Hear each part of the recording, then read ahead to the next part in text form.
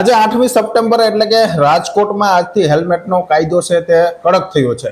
હવે ગલીએ ગલીએ એવી રીતે પોલીસવાળાને ગોઠવી દીધા છે, શેરીએ શેરીએ, અને 4 ચોકડી જોઈ નથી ને 10-10 પોલીસવાળા ગોઠવાઈ ગયા છે કે જાણે રાજકોટમાં કોઈ આતંકવાદી ઘૂસી ગયો એવી રીતે લોકોને એવી રીતે પકડે છે કે જાણે લોકોએ કંઈક કાળું કામ કરી નાખ્યું હોય। હવે રોડ ઉપર ખાડાઓ છે તેના માટે કોઈ કાયદો નથી, પણ 500 રૂપિયા ઉઘરાવવા માટે હેલ્મેટ માટે અત્યારે પોલીસના ધાડે ધાડા રાજકોટમાં ઉતરી ગયા છે। સવારથી માંડીને અત્યાર સુધીમાં 12 લાખ રૂપિયા જેટલાનો દંડ વસૂલી લીધો છે, પણ માત્ર કાયદો છે અને એ પણ સામાન્ય જનતા માટે।